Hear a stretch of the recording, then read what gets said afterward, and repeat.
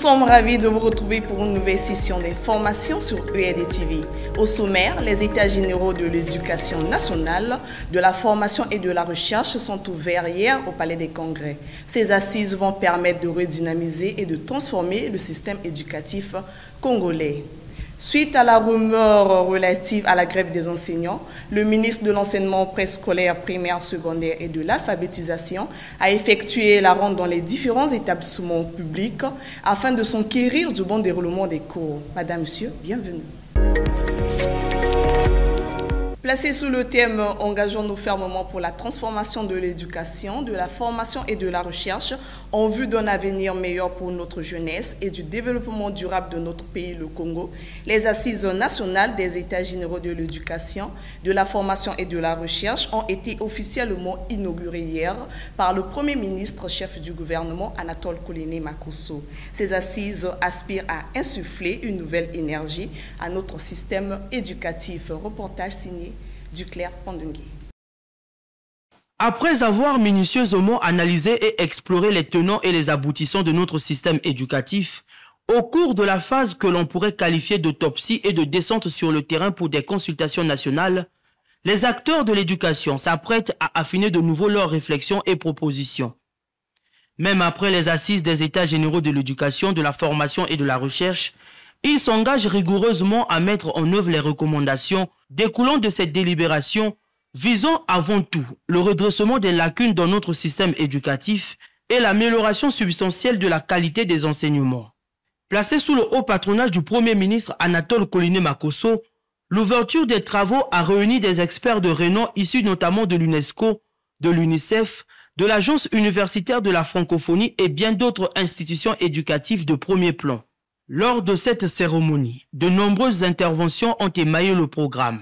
Après le mot de bienvenue du maire de Mungali, Bernard Batontou, Georges Gonzalez, représentant adjoint de l'UNICEF, a exprimé sa satisfaction quant à la tenue de ces assises. Au lendemain de la Journée internationale de l'éducation et du lancement de l'année de l'éducation décrétée par l'Union africaine, et en cette année consacrée à la jeunesse, ici en République du Congo, nous, partenaires au développement, saluons la tenue effective des présentes assises, fruit d'un long processus de réflexion itérative et inclusive à l'échelle nationale et départementale. Ce diagnostic, sans complaisance, assorti de recommandations pertinentes dans l'optique d'assurer à tous les enfants et les jeunes du Congo une éducation et une formation de qualité, dénote de votre engagement personnel et de votre leadership. Sur la même lancée, la représentante de l'UNESCO, Fatoumata Bari Marega, a souligné l'importance des États généraux et a réaffirmé le soutien de son institution à l'égard des efforts déployés par le gouvernement. Il s'agit à terme de doter le jeune Congolais d'un savoir cognitif, innovant et transformationnel, de compétences techniques et professionnelles ingénieuses, de capacités personnelles autonomes, de valeurs citoyennes centrées sur l'intégrité et la probité d'une identité culturelle. Je puis vous assurer que l'UNESCO, dans son rôle mondial de coordination de l'agenda ODD 4 Éducation 2030 et ses partenaires, poursuivra et renforcera ses appuis à la République du Congo pour accompagner la mise en œuvre des résolutions qui seront adoptées à l'issue de ces assises nationales. Le haut-commissaire à l'Organisation des États généraux de l'éducation nationale, de la formation et de la recherche, Elo Matson Mampouya, a évoqué le vaste travail réalisé en amont des États généraux. Nous avons effectué des missions dans les 12 départements de notre pays et rencontré toutes les parties prenantes, y compris la communauté éducative de la diaspora congolaise en Europe, représentée du reste aux présentes assises par une forte délégation. Toutes ces consultations, ces concertations et tous ces échanges ont eu le mérite de faire ressortir des problématiques d'ordre général et des préoccupations spécifiques à certains départements. Parmi les questions soulevées, on retrouve le besoin d'intensifier la recherche scientifique et d'améliorer l'adéquation entre la formation et l'emploi. Dans l'attente des conclusions de ces assises, des changements concrets sont déjà amorcés tels que le lancement du statut d'étudiant entrepreneur.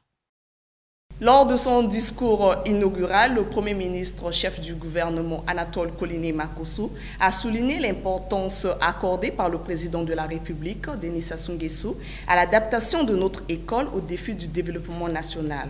Le chef du gouvernement demeure optimiste quant à la mise en pratique rigoureuse des conclusions issues de ces assises. Retrouvons une fois de plus Duclerc Pondungué. À l'approche du dernier virage du processus de modernisation de l'école congolaise, le Premier ministre Anatole Koliné-Makosso a tenu à exprimer sa gratitude première envers tous les cadres nationaux et les partenaires au développement pour leur contribution remarquable aux travaux préparatoires des Assises nationales de l'éducation. Une mention particulière a été faite au chef de l'État qui lui a confié cette mission avec des directives spécifiques. Il faut que nos écoles préparent des femmes et des hommes capables de comprendre toutes les nuances du monde de demain, capables de s'adapter aux nouvelles évolutions des technologies, capables de se sentir non pas terrassés par le savoir, mais à la hauteur de la compréhension du monde dans lequel ils vivent. M'inspirant de cette vision et de toutes les orientations contenues dans les différents projets de société qu'il a présentés au peuple en 2002, avec la Nouvelle Espérance, en 2009, avec le Chemin d'avenir, en 2016, avec la Marche vers le développement, et en 2021, avec Ensemble poursuivant la marche, je prenais l'engagement, au nom du gouvernement, le 21 juin 2021, devant l'Assemblée nationale, d'organiser une concertation nationale en vue d'élaborer un plan de relance de notre système éducatif et de revisiter la loi scolaire et universitaire datant de plus d'un quart de siècle. Au cours de cette adresse, je rappelais que l'éducation, la formation et l'emploi des jeunes seront au premier plan de l'action gouvernementale et que j'entendais m'y investir personnellement par vocation sans doute, mais aussi parce que c'est un devoir. En harmonie avec les défis du développement, 2 ans durant, des consultations nationales et départementales ont été menées à divers niveaux. Sur ces travaux qui viennent de démarrer, le Premier ministre partage ses réflexions, affichant un sentiment d'optimisme concernant les résultats escomptés. La première réflexion porte sur le mode d'encadrement de nos jeunes en milieu scolaire, ce qui nous oblige à repenser le modèle d'encadrement de notre pépinière creusée de l'élite de demain, privée depuis 1991 d'une organisation chargée de promouvoir au sein même de l'école un code de conduite éthique et morale. La deuxième réflexion porte sur la finalité même de notre système éducatif. La question fondamentale est donc la suivante. À quoi doivent servir l'enseignement et la recherche aujourd'hui et demain? Quelles seraient alors les visées politiques, les finalités sociales de notre système d'éducation, de formation et de recherche? Aussi nombreuses, diverses et variées qu'elles soient, nous pouvons regrouper ces finalités en une seule proposition. Je la formule ainsi qu'il suit. Il s'agit de former un esprit épanoui, un citoyen d'une parfaite intégrité, autonome et solidaire, capable de se prendre en charge et de s'engager à participer au développement durable de son pays et du continent dans un environnement international concurrentiel et en constante mutation. À peine la cérémonie d'ouverture terminée, les travaux ont été enclenchés, leur aboutissement prévu pour le 29 janvier prochain. Un document stratégique sera dévoilé servant de cadre pour la politique globale en matière d'éducation, de formation et de recherche. Juste après, le Premier ministre, chef du gouvernement Anatole Koliné-Makosso, a pris le temps de discuter et développer plusieurs idées avec Selim Kalbous, le recteur de l'Agence universitaire de la francophonie AUF. Leur dialogue a notamment porté sur les perspectives post-diagnostic découlant des états généraux de l'éducation nationale, de la formation et de la recherche suivie. En tant que partenaire engagé des États généraux de l'éducation nationale, de la formation et de la recherche, Silim Kalbous, recteur de l'Agence universitaire de la francophonie, a discuté avec le Premier ministre de sa vision pour l'après-diagnostic. Comment faire pour opérationnaliser toutes ces réformes qui sont sur la table? Il y a beaucoup de défis qui nous attendent à tous les niveaux, au niveau de la formation primaire, secondaire, professionnelle, universitaire, au niveau de la recherche. Et tous ces défis nécessitent beaucoup de vision, beaucoup de stratégie, beaucoup de moyens et beaucoup de compétences au niveau international. C'est ce que va apporter l'Agence universitaire de la francophonie. Durant leurs échanges, Anatole Koliné-Makosso et Silim Kalbous ont abordé diverses questions, notamment la formation des formateurs, l'enseignement à distance, ainsi que la recherche appliquée qui propose des solutions. Toutefois, la richesse de leur discussion ne se limite pas à ces points. Et d'autres sujets ont été également explorés. Nous avons aussi parlé beaucoup de la qualité et le projet de création d'une agence nationale d'assurance qualité. Donc vraiment, nous avons abordé toutes les questions stratégiques pour réformer le secteur de l'éducation, mais dans son ensemble, du primaire jusqu'à la recherche, en passant par les études secondaires et universitaires. Donc, discussion stratégique très utile et j'espère qu'on sera toujours à côté du Congo pour l'évolution de son système éducatif et universitaire. Pendant son séjour à Brazzaville, Silim Kalbous, le recteur de l'Agence universitaire de la francophonie, est accompagné d'Alain Kiyundu, directeur régional Afrique centrale de l'AUF. Il convient de souligner qu'Alain Kiyundu est le premier Congolais à accéder à cette prestigieuse fonction de responsabilité. Autre fait de l'actualité, suite à la rumeur relative à la grève des enseignants, la PSEN, CEDEP et la PLAFENCO ont rendu publique une déclaration demandant à ces derniers de se rendre au lieu de travail. Par ailleurs, ces trois formations syndicales saluent les négociations en cours avec le gouvernement concernant les revendications des enseignants. Plus de précisions avec Jean Bataladio.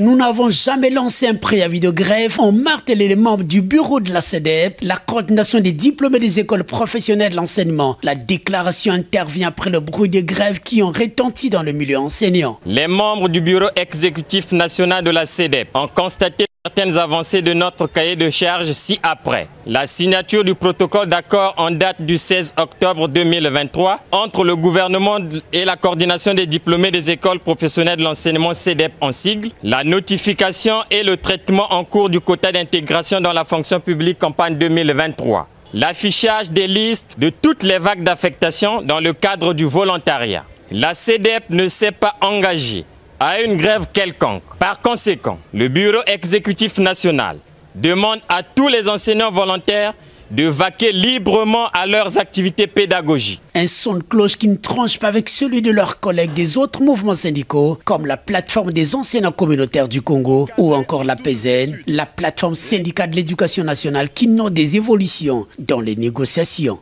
Paiement de rappel de solde d'activité. Publication d'arrêtés conjoints relatifs à l'application avec effet financier du statut particulier des agents du cadre de l'éducation nationale. Tenue des caps. Relèvement du point d'indice à 450. Poursuite des recrutements dans la fonction publique des enseignants communautaires, finalistes et ou volontaires. Ces formations syndicales disent s'attacher au dialogue avec le gouvernement. Toujours en lien avec cette rumeur, le ministre de l'enseignement préscolaire, primaire, secondaire et de l'alphabétisation, Jean-Luc Moutou, a effectué une descente au lycée Savarnian de Brazza. Une occasion pour Jean-Luc Moutou de s'imprégner de la situation et exhorter les élèves à la discipline. Reporter signé Loïc Kwamba.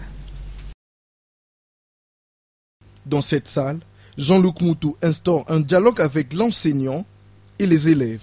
La discipline et le travail fondent le discours du chef de ce département. Un message qui restera identique partout dans ce lycée où le proviseur apprécie l'implication des enseignants. Quand je dis le personnel, je fais allusion à tout le monde. Je prends les fonctionnaires, les bénévoles, les prestataires, personne, les communautaires.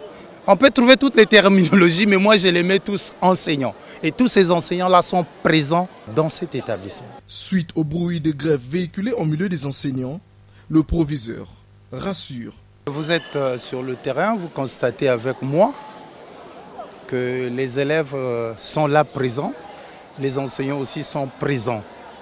Donc le fameux mouvement de grève ne touche pas Savorgnan A. Nous sommes même surpris d'apprendre qu'il y a un mouvement de grève. Parce que depuis hier, les cours se déroulent normalement dans notre établissement. Et donc nous sommes habitués à le faire et nous le faisons toujours. Jean-Luc Mountou a exhorté les élèves à la ponctualité, la discipline et le travail pour un bon rendement scolaire. Après Savorgnan de Brazza, le ministre a effectué une ronde le 25 janvier au lycée Chaminade, Nganga-Edouard et Lumumba. Une fois de plus, Loïc Kwamba. Nganga-Edouard, Chaminade et Lumumba, des lycées visités par Jean-Luc Mountou. L'objectif est de rappeler aux élèves des classes de terminale leurs devoirs en tant que futurs candidats au baccalauréat. Pour le ministre en charge de l'enseignement général, le bac est la clé de la réussite. Nous venons d'amorcer l'année 2024. Il nous a plu d'aller au contact de cette jeunesse scolarisée de notre pays pour leur rappeler les objectifs cruciaux et déterminants qui sont ceux de la fin de l'année scolaire, qui se sanctionnent en temps normal et particulièrement dans ces classes d'examen par le passage au baccalauréat. Nous avons donc échangé avec ces élèves sur cet enjeu essentiel et crucial. Pour y parvenir, Jean-Luc Mountou pointe la responsabilité des enseignants. Nous avons également aussi travaillé avec les équipes de maîtrise pour leur rappeler un certain nombre de tâches qu'ils doivent remplir. Aussi, réfléchir avec toutes ces parties sur la problématique de l'année 2024, année placée sous le sceau de la jeunesse par son Excellence Monsieur le Président de la République, pour que nous aussi, à notre niveau, nous puissions y mettre du contenu et permettre une prise en charge effective de cette jeunesse globale et particulièrement de la jeunesse scolarisée de notre pays. Et les chefs d'établissement scolaire apprécient déjà les premiers résultats. Après les évaluations, en témoignent les propos des directeurs des études du lycée Lumumba. À travers différentes activités pédagogiques que nous menons, nous avons mis à la disposition du grand public nos résultats du premier trimestre. Dans l'ensemble, le travail est en progression par rapport à l'année passée. On a pu atteindre le seuil de 19% dans toutes les classes. Et au deuxième trimestre, nous voulons dépasser ce seuil. Avec le déficit des enseignants, le département en charge de l'enseignement général poursuit les dialogues avec les différents mouvements syndicaux. Poursuivons ce journal à quelques jours de la clôture de la campagne de dépôt des dossiers de candidature aux différents examens d'État au titre de l'année 2023-2024. Le directeur du CG Gompo Olilou invite les parents et élèves à respecter le délai au risque de perdre cette année. Plus de la moitié des candidats inscrits dans cet établissement n'ont pas encore déposé leur dossier. Il est au micro de Welcome Divoulou. Des dépôts des dossiers aux examens d'État se profilent à l'horizon. Pourtant, les candidats, eux, traînent encore les pas. Une attitude déplorée par le directeur du CG Gompo Olilou A. Conformément à la note 950, fixant les dates des examens d'État au titre de cette année, fixant ainsi les périodes de dépôt des dossiers. À ce jour, je peux vous affirmer que le dépôt des dossiers en ce qui concerne Gompo Olilou A est très timide. Sur les 350 dossiers attendus, il y a à peine 164 dossiers reçus. Landry Fiston Tiris et Lango et les membres de la PEC ont parcouru quelques salles de classe pour rappeler aux candidats à la fin de la campagne des dépôts des dossiers. Je sors fraîchement des salles, justement pour essayer un peu de motiver ces élèves. Et nous avons même eu, ensemble avec mes deux directeurs, à afficher justement pour attirer un peu l'attention pour moi. Et effectivement, c'est ce que nous faisons, justement pour réveiller ces élèves-là qui dorment. Nous invitons très respectueusement les parents à faire diligence afin de ne pas pénaliser ces candidats au titre de cette année. Les retardateurs ont jusqu'au 29 janvier 2024 pour prétendre affronter le BPC. Du côté des lycéens, le constat reste le même. Pour ce dernier virage, ils sont appelés à déposer leur dossier au plus tard le 30 janvier. C'est un constat de Love Pana. Ils attendent tous d'être reçus. Si certains élèves ont déjà déposé leur dossier du baccalauréat, d'autres par contre s'alignent maintenant sur les orientations des autorités de l'établissement scolaire. Les frais d'inscription de 842 élèves, candidats. Nous continuons à les recevoir. Nous n'allons pas déposer le dossier pour la bonne et simple raison que nous allons organiser une évaluation encore pour nous rendre compte que ceux-là que nous amenons au bac méritent d'être des candidats. On n'amènera pas un enfant qui a eu un. Son Excellence, Monsieur le Premier ministre, en son temps, ministre de l'Enseignement, et notre ministre actuel ont toujours martelé sur la qualité de l'enseignement et la qualité des résultats. Il faut que les apprenants comprennent qu'ils doivent se préparer dès maintenant. Pour les retardataires, le proviseur du lycée 28 novembre lance un appel aux parents d'élèves. Il faut qu'ils déposent les dossiers des enfants. Il y a beaucoup d'enfants, il faut qu'on en finisse. Le traitement, il est long. On prend d'abord au niveau des lycées, il faut corriger, on dépose à la coordination transmet à la DEDEPSA, là-bas aussi il faut vérifier, il faut corriger. C'est un long processus. Et pour que les choses marchent bien, il faut commencer à temps, il faut être dans les délais. Il ne faut pas dépasser les délais, sinon ça risque d'impacter aussi les dates des examens. Le dépôt des dossiers couvre la période du 3 au 30 janvier et le proviseur met en garde tous les retardataires. Dépassé ce délai, aucun dossier ne sera reçu, a indiqué Firmin Mongala. Parlons à présent de l'association Loité Combo qui a procédé le 22 janvier dernier à la clôture de la campagne de sensibilisation au VIH-Sida en milieu scolaire. Cette structure a choisi le théâtre pour briser le mythe autour de cette pandémie afin de favoriser la prise de conscience des élèves. Brèche Malanda nous fait le point. Vous avez bien dit qu'on ne peut pas voir le VIH-Sida pour enseigner dans cette école. Vous avez bien dit ça. Monsieur Tchèque.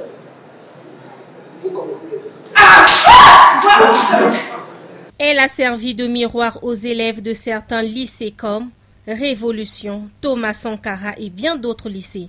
La pièce théâtrale porte un message, celui de la lutte contre le VIH-Sida, un objectif visé par l'association Loité Combo. C'est une activité qui a pour but de susciter des éveils communautaires auprès des élèves, pour que les élèves deviennent aussi à leur tour des relais pour la communauté en ce qui concerne les maux dont sont victimes la population congolaise. Et parmi ces maux, nous avons le sida, couche juvénile là. Et donc, à la fin de celle-ci, nous pensons que nous avons déjà donné tant soit peu les rudiments, c'est-à-dire les bases qui peuvent permettre à ces élèves pour assurer le relais communautaire de cette lutte au sein de leur établissement et au-delà même de leur établissement. La protection contre la pandémie du VIH-Sida est une question de santé publique et les jeunes sont parmi les couches les plus exposées de la société congolaise. En sortant d'ici, j'ai appris que, en tant que jeune, certes je suis jeune, mais je me dois de me protéger, sinon je peux toutefois faire face au VIH-Sida et aussi de protéger mon entourage. Demander à mes collègues d'être concentrés sur leurs études et de ne pas trop s'adonner à certaines activités extrascolaires qui n'est autre que la vie sexuelle désordonnée. Alors que la procession en milieu scolaire s'achève, les lycées, eux, auront désormais leurs représentants, autrement appelés les ambassadrices. C'est par ce reportage de Brèche Malanda que nous mettons un terme à cette édition. Merci de votre fidélité sur EAD TV. On se retrouve prochainement.